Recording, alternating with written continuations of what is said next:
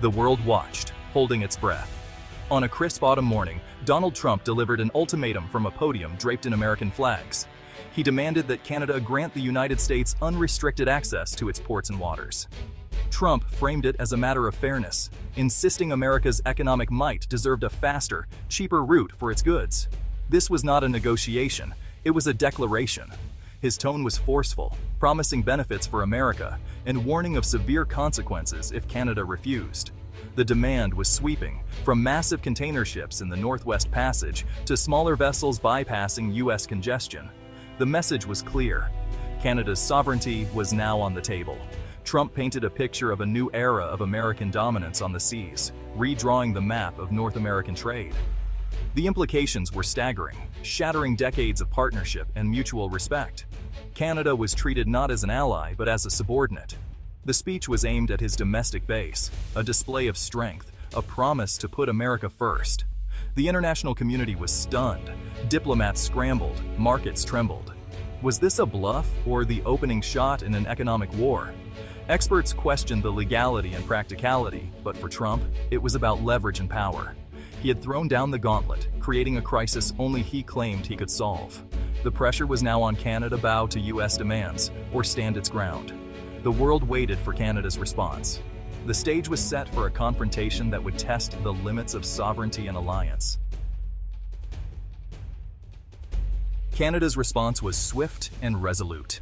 Mark Carney, former governor of the Bank of England, became the face of Canadian defiance. He stated simply and directly that Canada's ports and waters were not for sale or negotiation.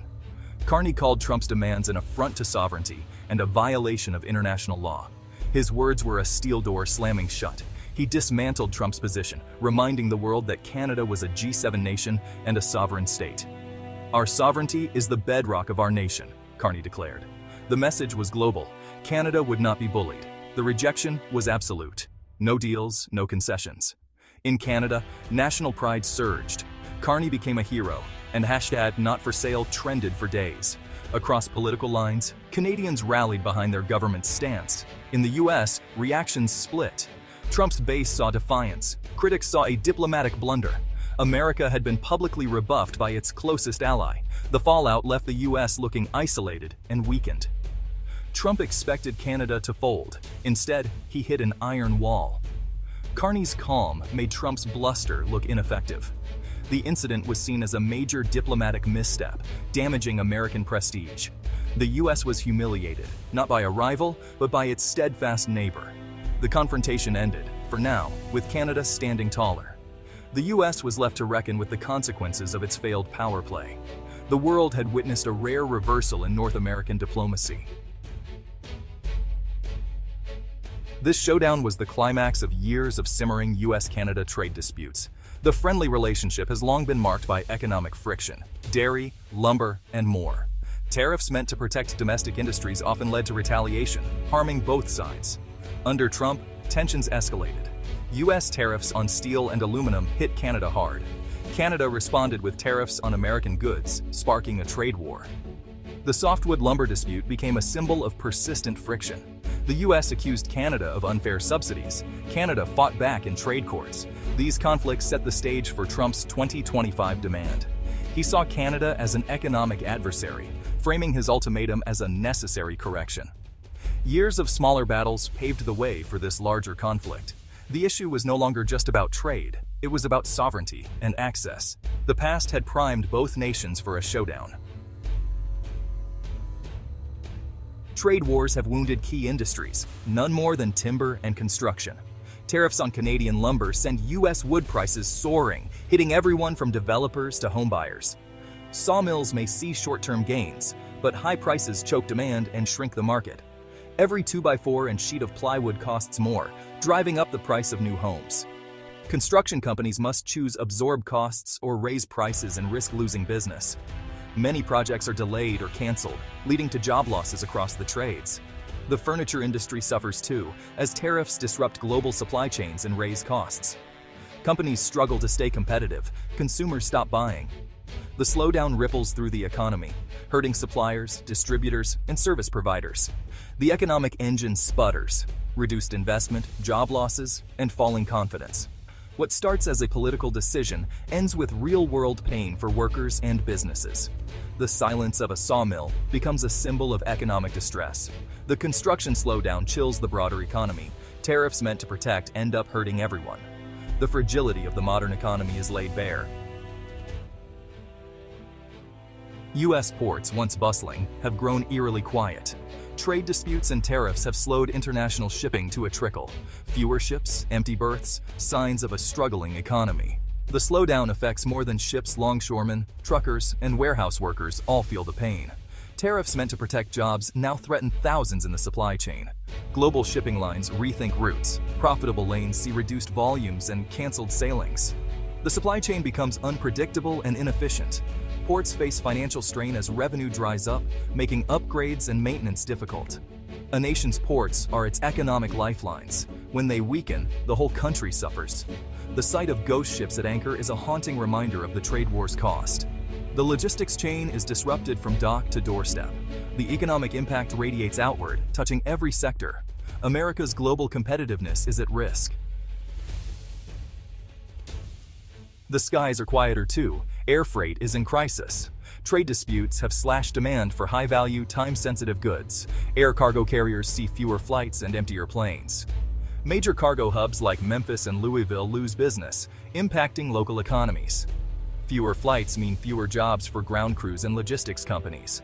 The ripple effect is significant. These hubs are economic engines for their regions. Businesses face logistical nightmares as supply chains become brittle and unpredictable. Delays can halt entire factories, forcing companies to hold more inventory and tie up cash. Firms scramble to find new suppliers or move production closer to home, but these fixes are costly and slow. The global supply chain is broken, and moving goods from point A to B is now a major challenge. The air freight crisis compounds the pain felt at sea. The world's logistics network is under unprecedented strain. The impact of this trade war hits home, literally.